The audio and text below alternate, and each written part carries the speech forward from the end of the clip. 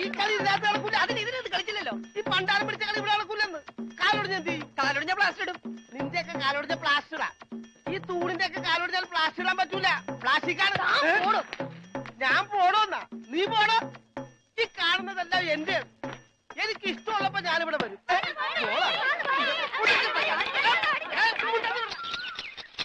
അയ്യോ അയ്യോ അയ്യോ, പുല്ല് വെട്ടാൻ പറഞ്ഞ ഇവിടെയാണോ? പുല്ല് പുല്ല് മാറി നിൽക്കണല്ലേ, കട്ട് ചെയ്ത് പോകും. അവിടെ മാറ്റി വെട്ടണ. ഇന്നാണ് നിന്റെ ഒടുക്കത്തെ ബോള്. എന്താടോ എന്താടോ എന്നോ ഞാൻ അങ്ങോട്ട് ചോദിക്കുന്നു. എന്താണോ തനിക്കിപ്പോ എന്താ വേണ്ടേ? കെട്ടിയവൻ ഞാനാണെങ്കിലേ കെട്ടിയുടെ മൂന്നാം പക്കം കൊണ്ടുപോയിട്ടുണ്ട്. ഇത് കെട്ടിയത് ഞാനാ. ഇതല്ലട ചല്ല ഞാൻ പറഞ്ഞത്. ഞാൻ കെട്ടിയത് എന്താണെന്ന് നിനക്കറിയാം.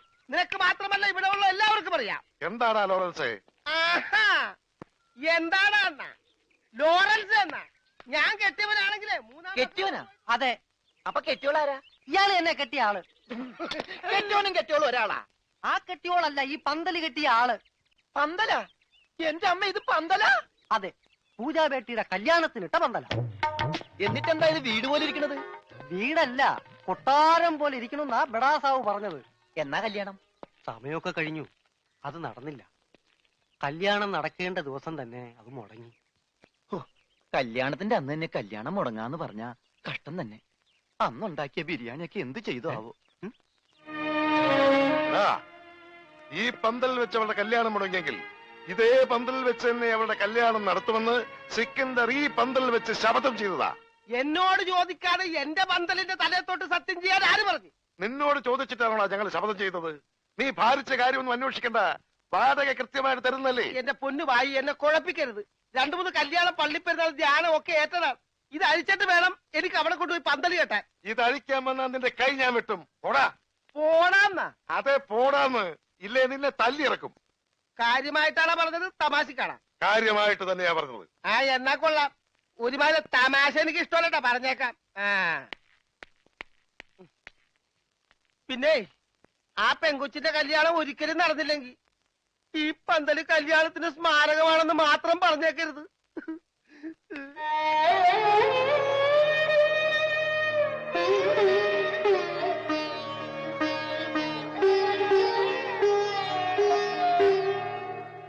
ആ പന്തലിൽ വെച്ച് തന്നെ പൂജാബേട്ടിയുടെ കല്യാണം നടത്തും എന്ന് സിക്കന്ദർ സാബ് ശപഥം ചെയ്തതോടെ ഈ വീട്ടിലുള്ള മറ്റുള്ളവർ മറ്റൊരു ശപഥം കൂടെ ചെയ്തു.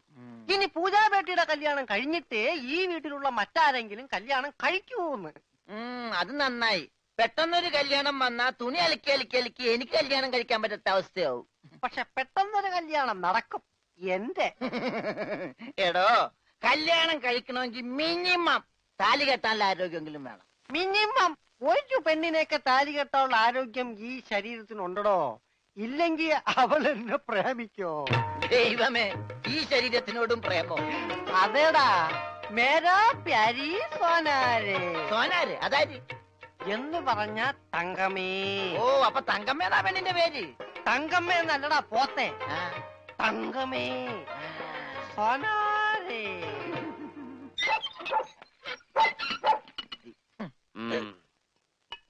വേഗം ഒഴിക്കടാ. ഒഴിക്കല്ലേ, ധൃതി പിടിക്കല്ലേ.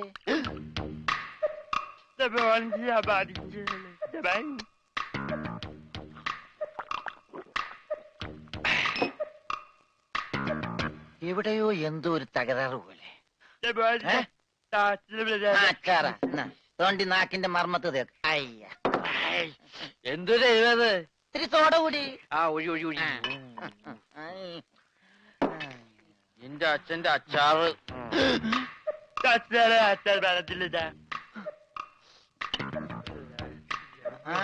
മിലിറ്ററിയാണ്. അപ്പൊ ഇല്ലാത്ത വെടിവെച്ചൊക്കെ കേൾക്കും.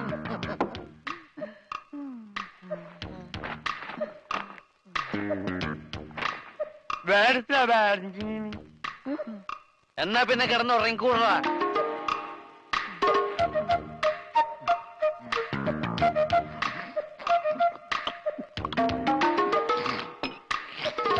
എന്ത് പറ്റി രമണ?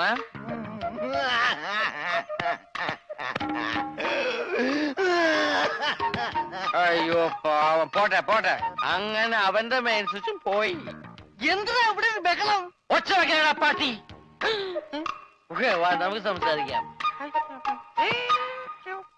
എനിക്ക് സംസാരിക്കാൻ ഇവിടെ ആരുമില്ലാതായി. ആരുമില്ലാതെ ഇവിടെ എനിക്ക് സംസാരിക്കാൻ.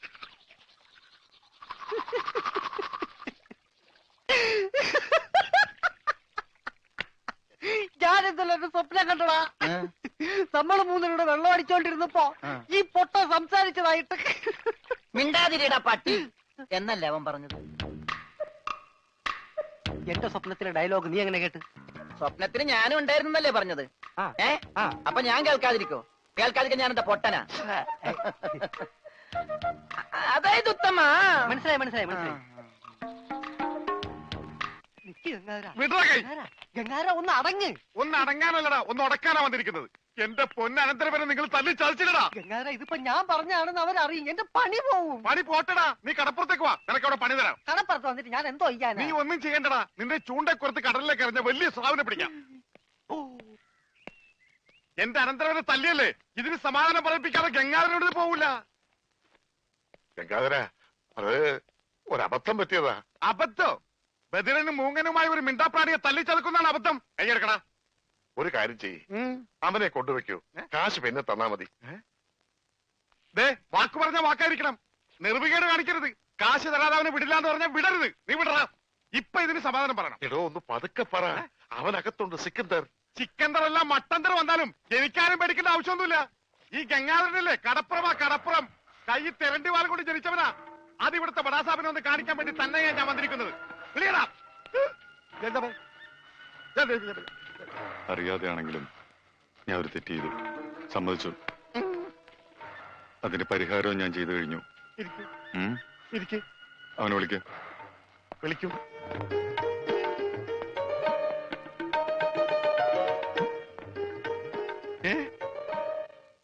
അവന് ഞാൻ ജോലി കൊടുത്തു, 5000 സാലറി. ഇതാ പോരെ? ഇനി ഇവിടെ നിന്ന് വാ വിളിച്ചാറുണ്ടല്ലോ.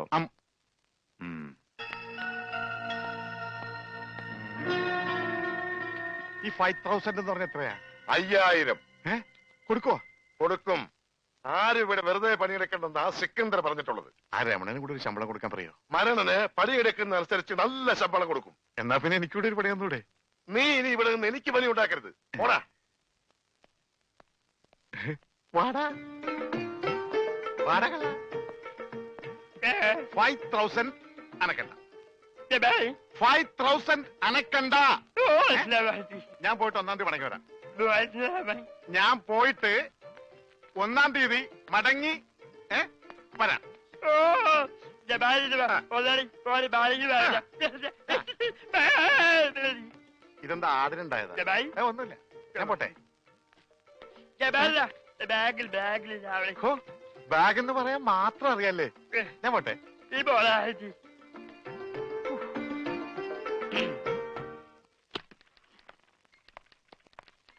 Good morning madam. Morning.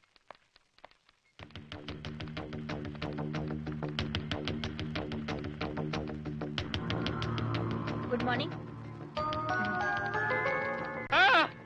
Good morning.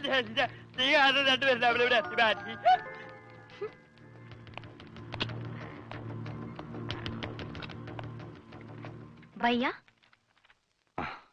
അവന് വീട്ടിലെ പണി തന്നെ പോരെ? ആർക്ക്? ആ പൊട്ടന്. വീട്ടിലെ പണിക്ക് ആള് കുറവാ. ഇവിടെ ഈ 2 നാവും നന്നാല് കാതുമുള്ള ആളുകൾ ചെയ്തിട്ട് ശരിയാകാത്ത പണി അവൻ ചെയ്താൽ ശരിയാവോ?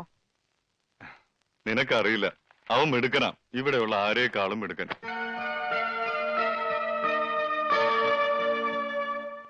പിന്നെ ഇവിടെയുള്ള കാര്യങ്ങളില് നീ ഇടപെടണ്ട. മോള് പൊയ്ക്കോ.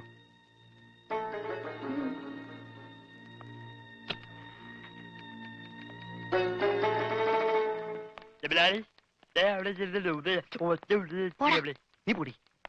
എന്താ ജനൽ പാടിയാ? അതൊക്കെ കഴിഞ്ഞു, അവിടെങ്ങും പോയിരിക്കേ.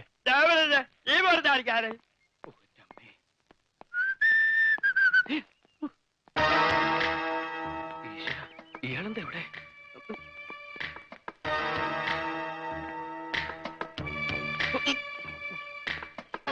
എന്താടാ, കാശ് കിട്ടിയോ? ഇല്ല, ഇതുവരെ കിട്ടിയില്ല. അല്ലെങ്കിലും നീ വിചാരിച്ചാൽ കിട്ടുകയില്ല. ആ ഏരിയയിൽ നിന്ന് ബിസിനസ് ഏൽപ്പിച്ചപ്പോഴേ അത് പൊട്ടി. ആ ഉണ്ണി എന്ന് പറഞ്ഞവൻ നാവിട്ടടിച്ച ആരും വീഴും. ഈ ഞാനും വീണു. പക്ഷെ കാശ് പോയത് എന്റെയാ. അവൻ വെള്ളത്തിൽ ചാടിച്ചെന്നോ ഇൻഷുറൻസ് തുക കിട്ടുമെന്നോ ഒക്കെ നീ പറഞ്ഞല്ലോ.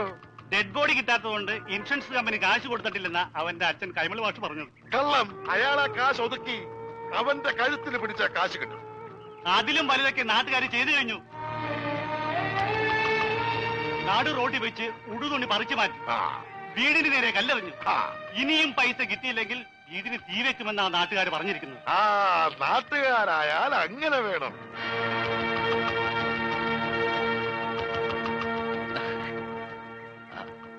ആരാത്?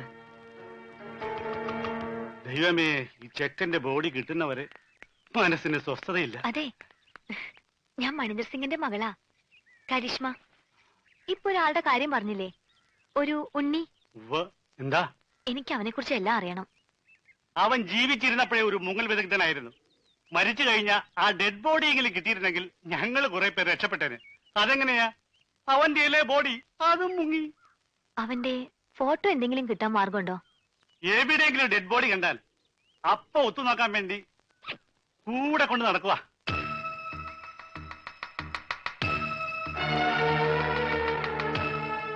ഒരു നാട്ടിലെ മുഴുവൻ ആളുകളെയും ചതിച്ചിട്ട് വന്നവനാ. അവനെ വിശ്വസിച്ചൂടാ. അവൻ നമ്മളോട് പറഞ്ഞതും പച്ച കള്ളമാ. അവൻ ഗംഗാധരൻ ആരുമല്ല. അവന്റെ അച്ഛനൊരു സ്കൂൾ മാഷാ.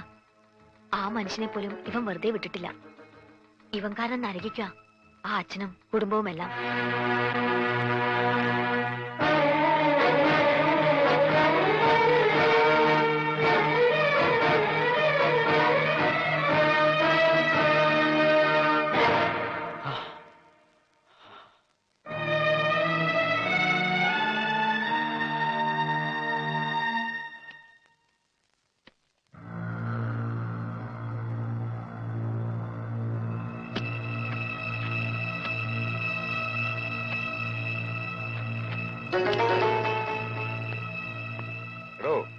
നമുക്ക് ഈ പണം 5 മണിക്ക് മുമ്പ് റാവുത്തറിഞ്ഞിന്റെ കയ്യിലെത്തിക്കണം.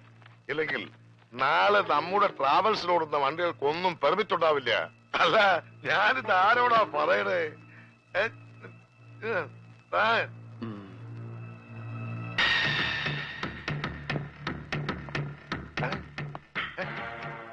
ഞാനും പഠിച്ചു. ഇത്ര ഈസിയാണ്.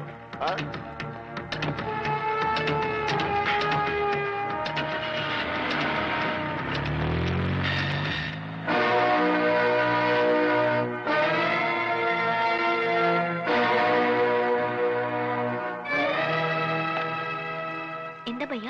ചാച്ചാജി ഇതുവരെ എത്തിയില്ല.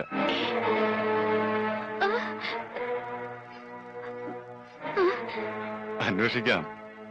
നിങ്ങൾ പേടിക്കൊന്നും വേണ്ട, ചാച്ചാജി ഇങ്ങ് വരും. കൂടെ പോയിരിക്കുന്നത് ഗംഗാധരൻ കൊണ്ടയാക്കിയ ചെക്കനാ. ഇത്രയും പണവും ഉണ്ട്. അവൻ എന്തെങ്കിലും... അവനെ കുറിച്ച് അങ്ങനെ ഒന്നും സംശയിക്കണ്ട. അവൻ ചതിക്കും. ചതിയനവൻ. പണത്തിന് വേണ്ടി എന്തും ചെയ്യും. എനിക്കറിയാം. അതുകൊണ്ടാ പറയുന്നത്. വേഗം എന്തെങ്കിലും ചെയ്യണം.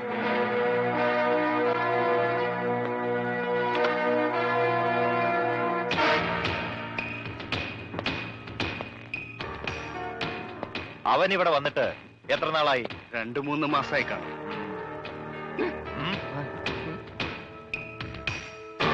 ഇവിടുന്ന് പോയതിനു ശേഷം മണീന്ദർ സിംഗ് ഫോൺ ചെയ്യോ മറ്റോ? ഇല്ല. തിരക്കാവുന്നിടത്തൊക്കെ തിരക്കി. ഇതുവരെ ഒരു വിവരവും ഇല്ല.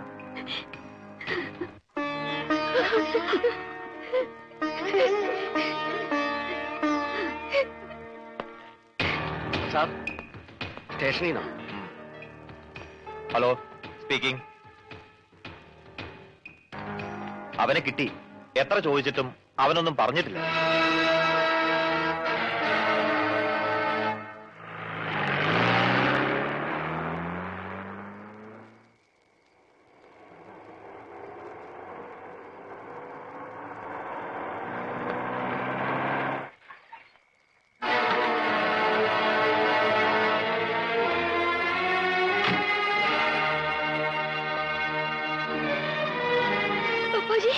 എനിക്കൊന്നുമില്ല. മോളിങ്ങനെ വിഷമിക്കാതെ. ചാച്ചാജി എന്താ ഉണ്ടായെന്ന് പറയും. ഒന്നുമില്ലടാ, ഒരു ചെറിയ ആക്സിഡന്റ് ഉണ്ടായി. അവൻ കൂടെ ഉണ്ടായിരുന്നുകൊണ്ട് ഒരു വലിയ അപകടത്തിൽ നിന്ന് രക്ഷപ്പെട്ടു.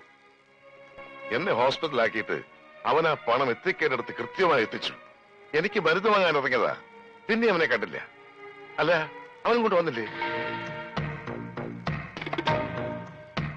എന്താ എന്താ ആരും ഒന്നും മിണ്ടാത്തത്?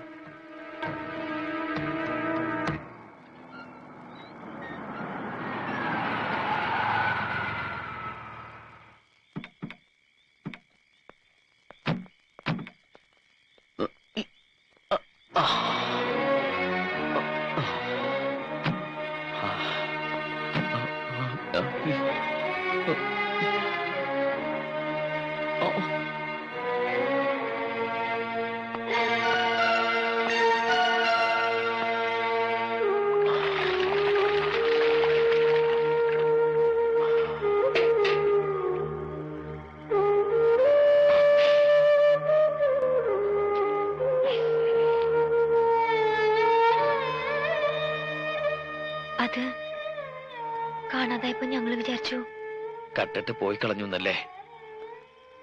കൈമൾ മാഷിന്റെ മോൻ എല്ലാം പഠിച്ചു, കക്ക മാത്രം പഠിച്ചില്ല. ഒരാളെയും ചതിക്കാനും അറിയില്ല. അറിയാമായിരുന്നെങ്കിൽ എനിക്ക് ഈ ഗതി വരില്ലായിരുന്നു.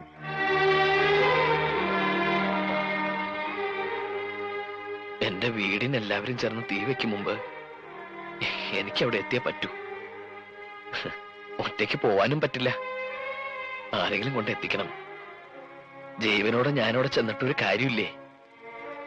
ഇൻഷുറൻസ് തുക കിട്ടണമെങ്കിൽ എന്റെ ശവം അവിടെ കിട്ടണം. ഇതൊരു രണ്ടാം ജന്മമായിരുന്നു.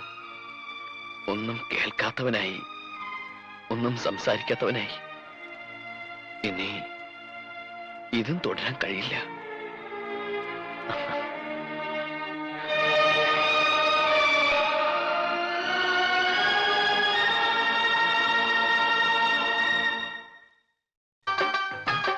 ഇതേത് കണക്കാണ്? നല്ല കണക്കായി പോയി.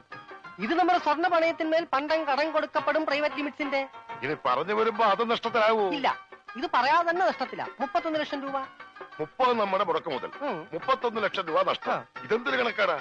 30 ലക്ഷം രൂപ നമ്മൾ കൊടുത്തത്, അത് ചോദിക്കാൻ തന്ന ചെലവ് 1 ലക്ഷം രൂപ. അതിനെന്തിനാണ് 1 ലക്ഷം രൂപ? എനിക്ക് വന്ന ഹോസ്പിറ്റൽ ചെലവ് ഉൾപ്പെടെയാ പറഞ്ഞത്. ഒലക്ക, ഞാൻ ഇനി ബിസിനസ് ചെയ്യുന്നില്ല. സിക്കന്ദർ പോലും അറിയാതെയാ ഞാൻ ഈ പണി ചെയ്യുന്നത്. അത് സാരമില്ല, സിക്കന്ദറിനെ ഞങ്ങൾ അറിയിച്ചോളാം. എത്ര ലക്ഷമാ നഷ്ടം വന്നത്? 31. ആർക്ക് നഷ്ടം? ആദ്യം തന്നെ തുക്കിട ബിസിനസ് ഒക്കെ നിർത്തി നല്ല സ്ട്രോങ് ഫിനാൻസ് കമ്പനി തുടങ്ങാം. ദേ, അതിന്റെ മുന്നോടിയായി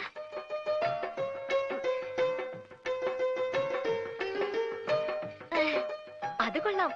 ആദ്യ ബിസിനസ് അവള് തന്നെ ഇനോഗ്രേറ്റ് ചെയ്യാമെന്ന്. കൊള്ളാം. സിക്കന്ദറിൽ നിന്നും രക്ഷപ്പെടുകയും ചെയ്യാം.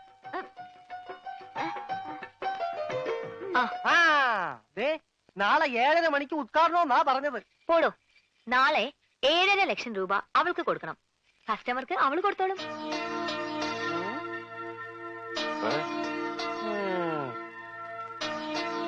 മുതലും പലിശയും ഇവള് തന്നെ തിരിച്ചു തരും.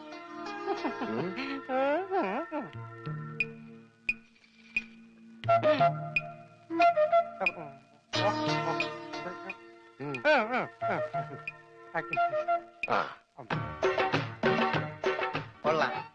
എനിക്ക് ഇത്രയും ഭംഗിയുണ്ടെന്ന് ഇന്നാണ് മനസ്സിലായത്. നിങ്ങൾക്ക് എന്ത് തോന്നുന്നു? അയ്യടാ, നിന്റെ ഭംഗി ആസ്വദിക്കാനല്ല വിളിച്ചത്. നീ ആ കണ്ണാടിന്റെ മുന്നിൽ നിന്ന് മാറി നിന്നേ. പെട്ടി താഴെ വെക്കടാ. വെച്ചു. പറഞ്ഞത് വല്ലതും മനസ്സിലായോ? മനസ്സിലായി. എന്ത്? പെട്ടി താഴെ വെക്കാനല്ലേ? ഊരിയിട്ട് വെച്ചിരും ഞാൻ. എടാ, ഇത് നിസ്സാര കാര്യമല്ല, വളരെ ഉത്തരവാദിത്തത്തോടും ബുദ്ധിയോടും ചെയ്യേണ്ട കാര്യ. എന്ത്? ഈ പെട്ടി താഴെ വെക്കണതാ? നീ എന്തൊക്കെയാ ചെയ്യാൻ പോണതെന്ന് ഒന്ന് പറഞ്ഞേ. ആദ്യം ഞാൻ കൈപ്പാങ്കുറ്റി ബസ്സിൽ കയറി 7 രൂപ 50 പൈസ ടിക്കറ്റ് എടുക്കും. എന്നിട്ട് ബാക്കി വാങ്ങും. എന്നിട്ട് ഞാൻ കൈപ്പാങ്കുറ്റി സ്റ്റോപ്പിൽ ഇറങ്ങി മൈക്കിൾ മാഷിന്റെ വീട് ഏതാന്ന് ചോദിക്കും. മൈക്കിളല്ല, കൈമൾ മാഷ്. ആ, കൈമൾ മാഷ്. ബാക്കി ഞാൻ അതെന്താ? അതൊക്കെ ഞാൻ കള്ളാസിൽ എഴുതി പോക്കറ്റിൽ വെച്ചിട്ടുണ്ട്. കൈമൾ മാഷിന്റെ മകന്റെ പേരെന്താ? കൈമൾ മാഷ? മകന്റെ പേര്? ആ, മരിച്ചുപോയ ഉണ്ണി. മരിച്ചു പോയിന്ന് എടുത്ത് പറയണ്ട, ഉണ്ണിന്ന് പറഞ്ഞാ മതി. മതി. അപ്പൊ നീ ആരാ? രമണൻ. സോറി, മരിച്ചുപോയ ഉണ്ണിയുടെ ക്ലോസ് ആയ ഫ്രണ്ട്. Close friend? ആ, അത് തന്നെ. അല്ല, ഒരു സംശയം ചോദിച്ചോട്ടെ, ആരായി ഉണ്ണി? ഈ ഉണ്ണിയെ കണ്ട എങ്ങനെ ഇരിക്കും? അല്ല, പോണ വഴിക്കെങ്ങാനും കണ്ടുകഴിഞ്ഞാ പിന്നെ അവിടം വരെ പോവാതെ അഡ്ജസ്റ്റ് ചെയ്തിട്ട് ഓ, നിനക്കൊന്ന് പോവാൻ പറ്റുമോ? അല്ല, വേറൊരു സംശയം. ഞാൻ തന്നെ പോണോ? ഞാൻ തന്നെ പോവല്ലേ? ഞാൻ തന്നെ പോവാം. എടാ പെട്ടി. ഓ, ഈ പെട്ടിക്ക് ഭയങ്കര മറവിയാ. എവിടെയെങ്കിലും വെച്ച് അവിടെ ഇരിക്കും. ഞാൻ തന്നെ പോകാം.